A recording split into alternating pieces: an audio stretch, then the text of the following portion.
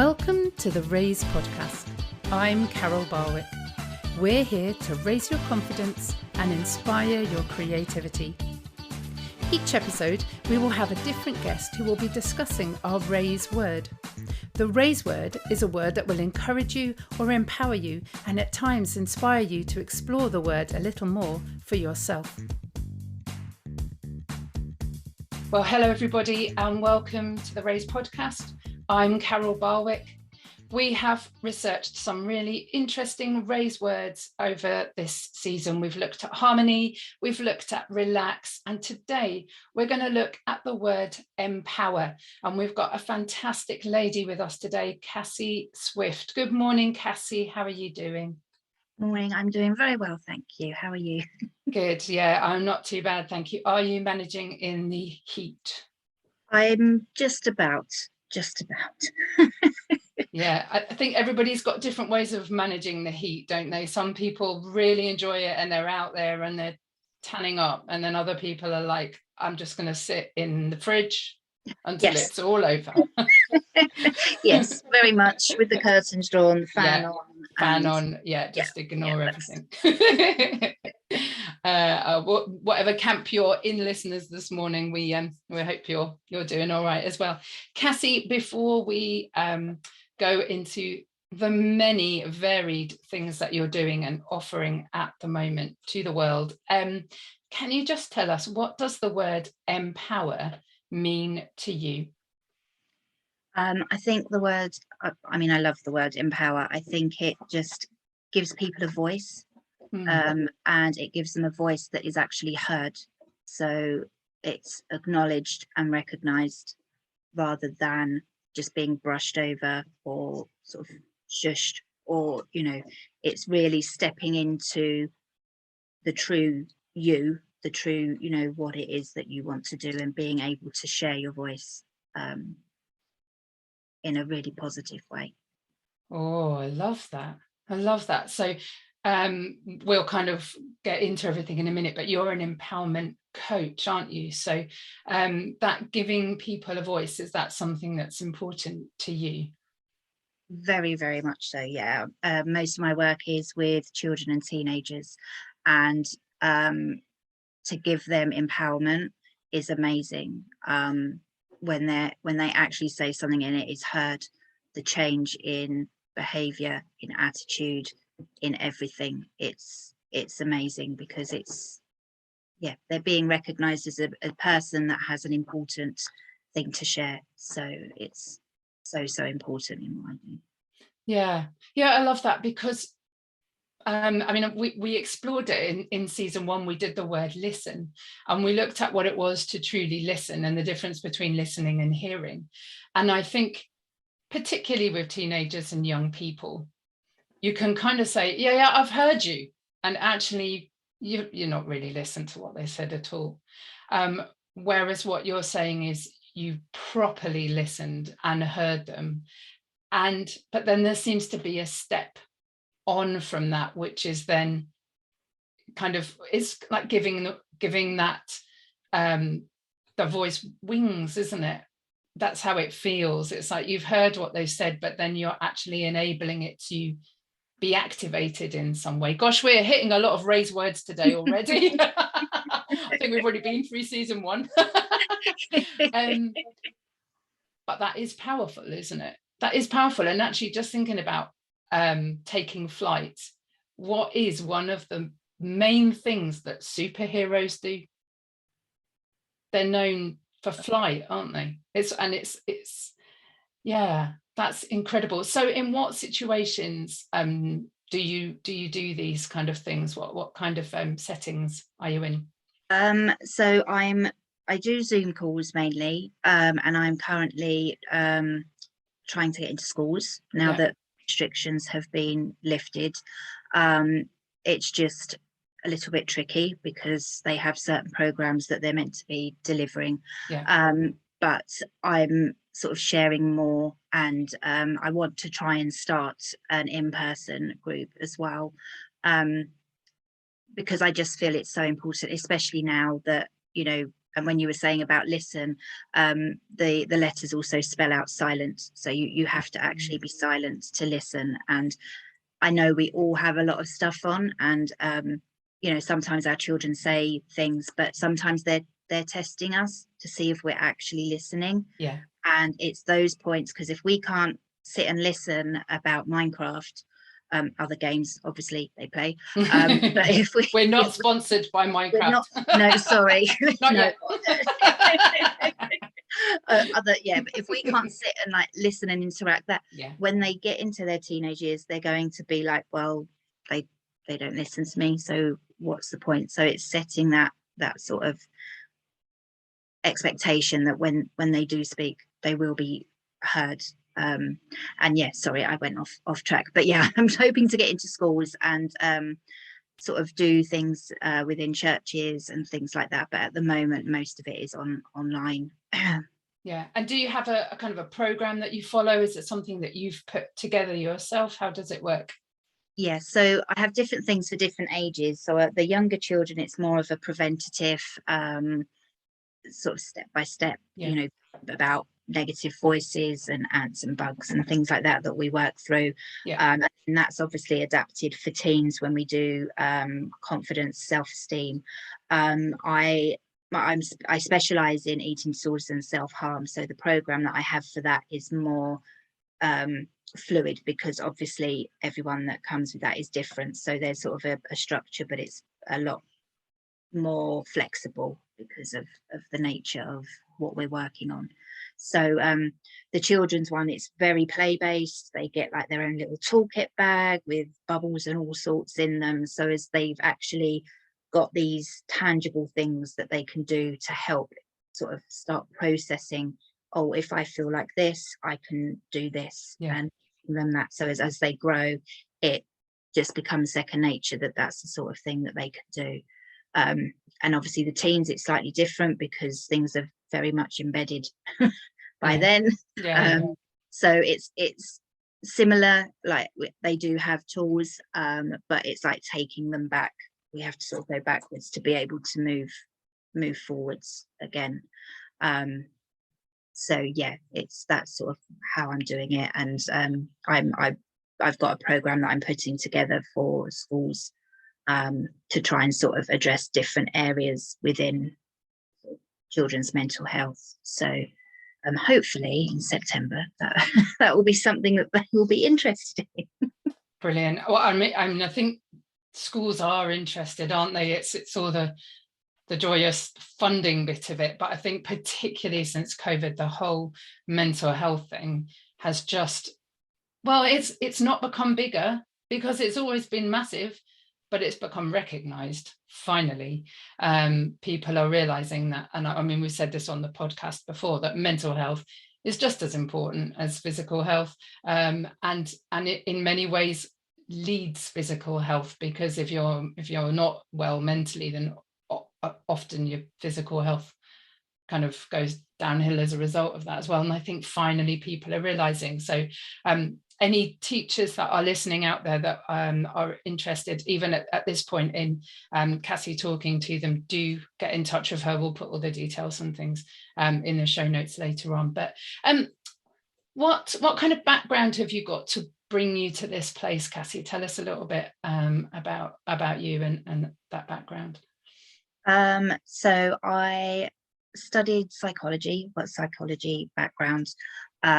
I have, but and I've got, so I've done kids life coaching certification and NLP, and recently tapping EFT. But I've got a lot of personal experience. So a big part of why I work with eating disorders and self-harm is because I've lived it. Right. So my approach to it is very different to the textbook style thing, because I get it, and that's why I do the specialist, because textbooks can take you so far, which, you know, is amazing, but unless you've lived it, you know, and that's why a lot of children, like the younger ones that come to me, it's a lot of confidence and self-esteem, and having been bullied throughout school, I get that too. So it's lived experience, which really helps me to connect with the children and young people, because I get it. I'm not just some old woman that's just nagging at them. I'm like, I get it. Yeah. And that really, really helps, because it's not often that, as we go back to the listening, it's not often that teens or children are actually listened to and someone can connect and get to, you know, that point with them. So yeah, I have the qualification side, but I very much have the lived experience, which I don't want the younger generations to go through. So that's why I do what I do. I'm trying to prevent the sort of decades of wandering and everything else that happened. So that's my sort of my reasoning. Yeah, I think it takes a lot of courage to be someone with that lived experience and then be prepared to hear it over and over again from other young people.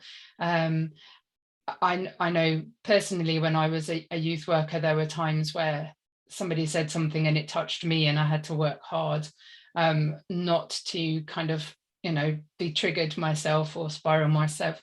However, there is an inordinate amount of power in kind of linking those experiences together, and it kind of goes that tiny little bit into the kind of me too, doesn't it, in a different setting, I appreciate, but being able to say no, when I say these things, I really understand. I do really understand. I've been there myself, and I think that, along with the trust and the understanding from the young person that you really are listening, that's bound to empower them. That's bound to give them some kind of a you know, an authority feeling, and a feeling of, actually, yeah, you know, I can, well, if Cassie can do this, I can do this, you know. And if Cassie got through it in these ways that she's now sharing with me, there's no reason why I shouldn't be able to do the same. The whole notion of power is a really interesting one, and I don't know if you've picked up on it, but in the Raise community group, you know, we often talk about the Raise word before we do the podcast episode. That's kind of the point. And so I've been talking about empowerment, on where people feel like kind of power comes from, and whether they feel like they can, you know, really empower people. And it's been interesting kind of what people have said. And today I was asking, you know, is there a time where people have felt empowered? Has there been a time for you, Cassie, where you felt empowered, and what difference has it made? Yeah, I think when I made the decision to sort of train more to help children, and to use my sort of going from cause to an effect, really. So when it's sort of like, I realized that my life has provided me with the ability to help other people, it completely flipped the, oh, I've been through this and I can't do this and I can't do that too. Well, you've got this far, why aren't you sharing it with other people? Because there's so many people out there that need help and that need to hear this sort of stuff. And I think being able to sort of own it and say, okay, this has happened, what can I do with what has happened so far? What has this life experience, or this sort of this trial, what is it about? What is sort of, obviously we're Christians, so what is it that the Lord wants me to do with this? Because there wouldn't be this struggle if there wasn't something that he wanted me to do on the other side. And I think at that moment, recognizing that, I was like, right, I can do something to help other people not experience this. And I think at that moment it was stepping into a different view on my story, as it were. Yeah, I love that. And that phrase, stepping into, because you often hear that, don't you, particularly around life coaching, step into your power. And yet you said, rightly, for both of us, and not everybody that listens to the podcast are Christians, but for us we are. And so what does stepping into your power look like for somebody who believes in a higher power? I think stepping into it is like when you have heard and you realize that you can do something. There's again, it's that reasoning that something has happened and therefore you're able to reach people that are struggling at the moment in a really heart-led, loving way, that and holding that space for them. And when you realize how important that is to someone, it just makes you feel empowered, because you're doing something. You're not letting it sort of take you away from a mission. You know, with whatever beliefs people have, I strongly believe we're here for a purpose. We have a purpose, and once you start putting those bits together and you're living your purpose, things start slotting in to place, and you start realizing, you sort of start joining the dots of things. And that can happen with many beliefs of things, and there will be struggles, because once you start joining those dots, so you know, other things aren't going to like the fact that you are stepping into it and you're starting to recognize your purpose. So you will still get battered, and it's at that point that you're like, you may have to just take a step back and go, right, okay, let's go back. Yeah, purpose is important, isn't it, when it comes to power? I think for you and I, it feels like for us the power comes from God, and that's what we operate in. But then empowering other people, it's the freedom to let them then breathe and grow and live the way that they want to. So in a Christian setting like a church, then sharing the power of God is completely right and correct and exciting. And then in a school setting, obviously, it's different, because everybody will have different beliefs. So it's then allowing them to live and grow the way that they want to, but knowing all the time that the power of God is doing those things in us. And I don't know about you, but for me, knowing that if I don't do it with the power of God, it's kind of power down time. I know when God is saying right now, I mean, for instance, this morning, Cassie, I absolutely knew that despite having a really bad day yesterday, health-wise, today was about powering up and powering through this episode, because what you do and what you give is important and needs to be shared as soon as possible. And in a few minutes, we'll get on to another exciting thing that you're doing. But just to finish this little bit, talk about the purpose and the power. How do those two things kind of work together? Oh, I think when you, I totally agree with you. So you, for us, and I totally get when things are going in flow and clicking into place, you know that it for us, it's God helping us. When things start not going, you're like, okay, is that really the path I'm meant to be taking? And it does make you think. Yeah. And I think the power and the purpose, I think once you actually sit and listen to whatever it is, just sort of being present with no noise around you, and realize what it is that you truly, like in your core, believe that you are meant to do, then that gives you your power. Because once you've got that clear purpose, you can step into that power and you can feel the empowerment, and those two together, I think, work really well. I hope that you're feeling empowered by what Cassie and I have been talking about today. You've heard us talking about the Raise community group. If you'd like to be part of that group and explore and discover about Raise words with us on a weekly basis, go to Raise, Raising Confidence, Inspiring Creativity Community. Back to the episode.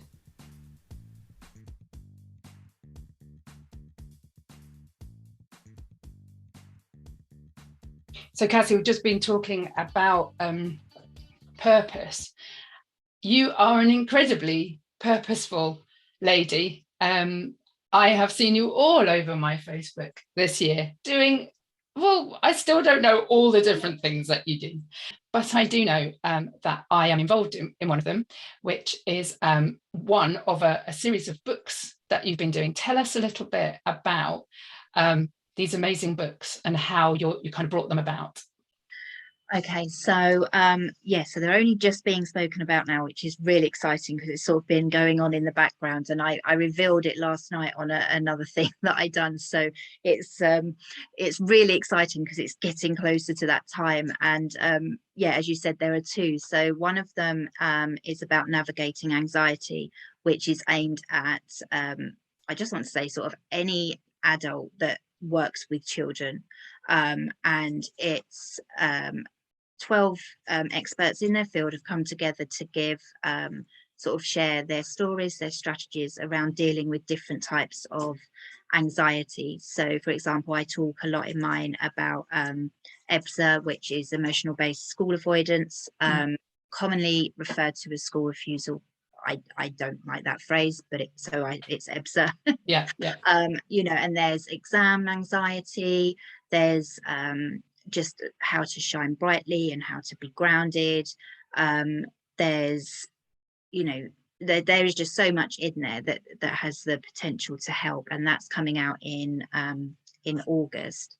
And then in September, on my birthday, actually, I've aimed it for.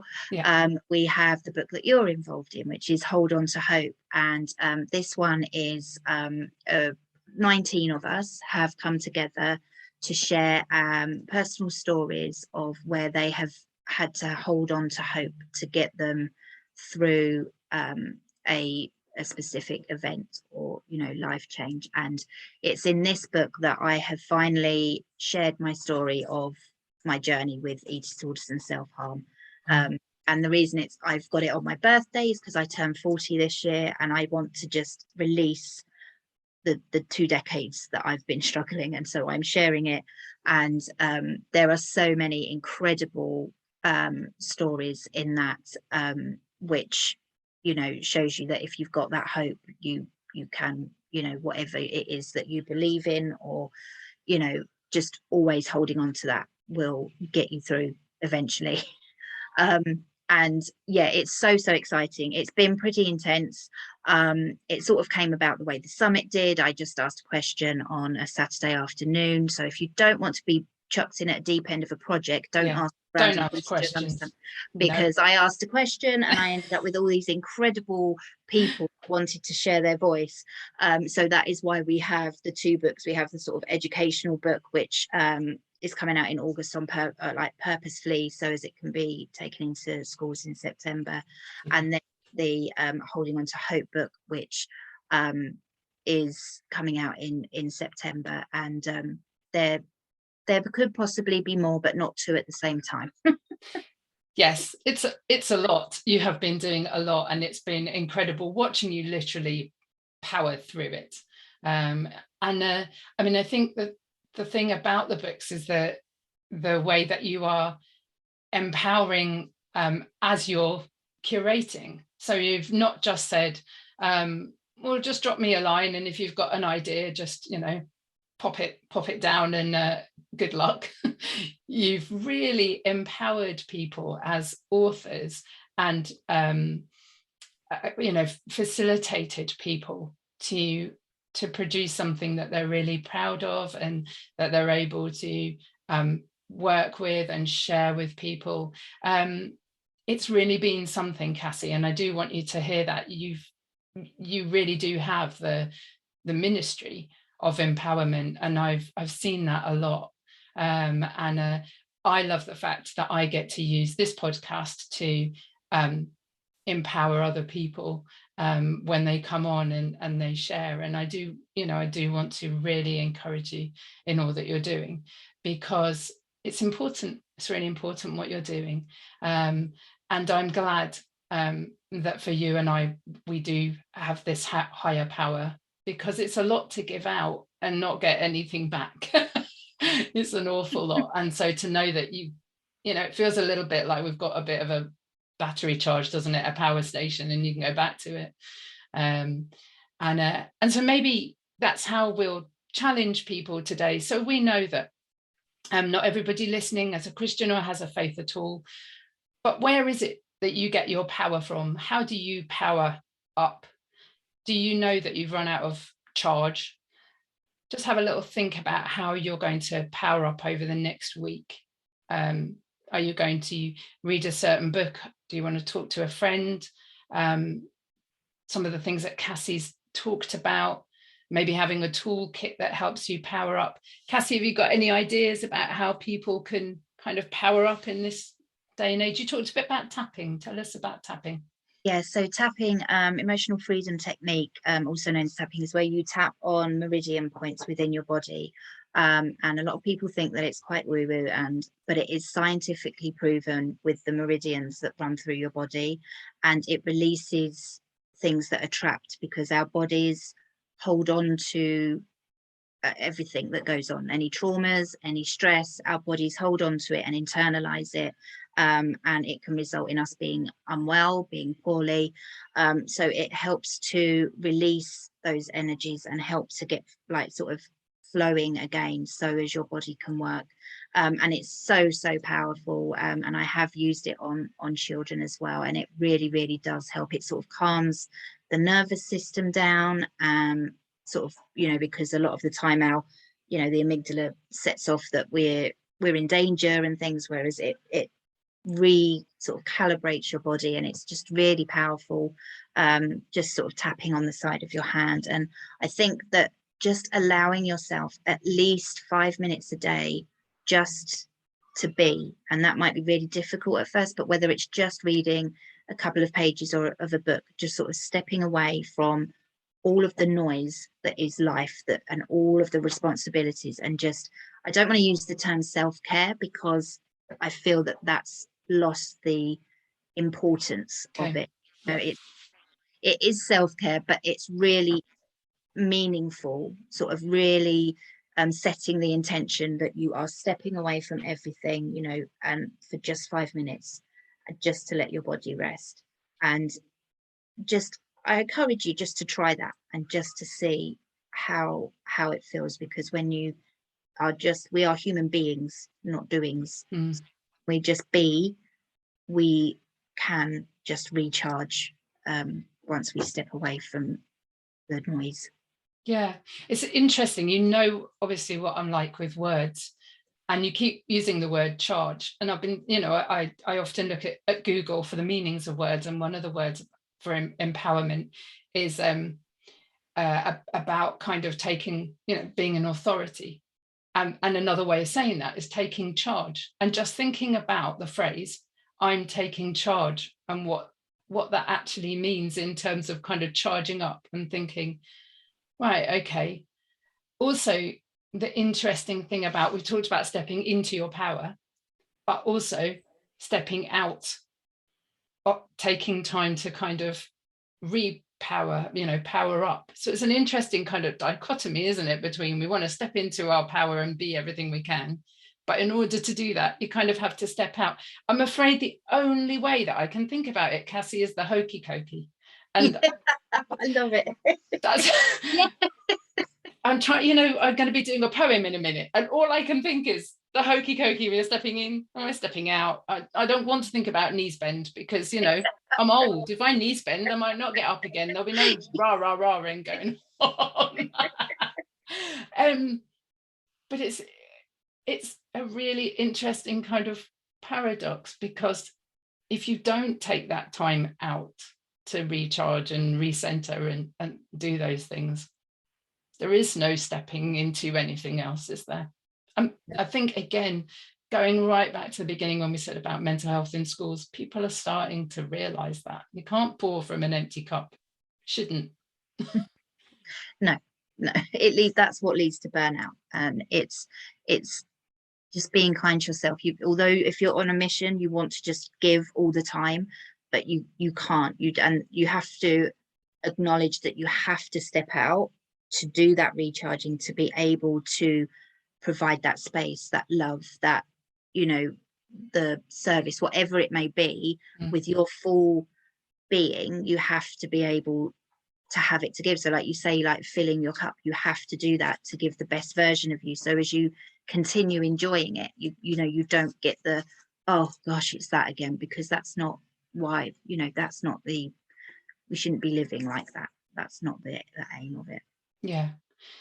And because we're talking about empowering and wanting to give other people our best, it goes into that kind of, put your oxygen mask on first and then look after the other people. And in order to be able to truly listen, truly connect, truly give, you have to be in a place where you feel charged up and ready to do that, don't you? And it's important. And in a time, over the last few years where there's potentially been a lot of time to just be, because we haven't been allowed to do. I wonder how many people found a little bit more of a way to do that. What kind of ways do you recharge? What would you kind of recommend for a recharge, do you think? I think sometimes just stepping away from social media, definitely. It can feel hard because you feel like you're obligated to be there and show up, but sometimes that can drain you more than the actual mission that you're on, and just allowing yourself and saying, okay, well, the people that are listening to me will realize that I need to do this. And that's when you come across the right sort of people that because they acknowledged that, okay, not been on there for a few days, then that's okay. And I think just sort of, if you can, going out somewhere in nature, under a nice tree with a book that isn't a learning book, it isn't a self-development book, it's just a book that you're going to enjoy. And just, even if you allow yourself 10 minutes to read a chapter and just look at the birds, look at the trees, and just realize the wonders of nature, it can just put things back into perspective and fill us with that joy again. Because what's more joyful than being out in nature and looking at how things work, and realizing that the trees and the birds and everything don't worry, because they know that they're going in the right direction and they're going to be provided for. So just realizing that it will be the same for us if we just take that time. This has been wonderful. We come to the point of the podcast where I do a little poem, and all I've got in my head is hokey cokey. So I don't know if I should just sing the hokey cokey and we'll finish there. But I don't think that's going to cut it, unfortunately. So just give me a minute.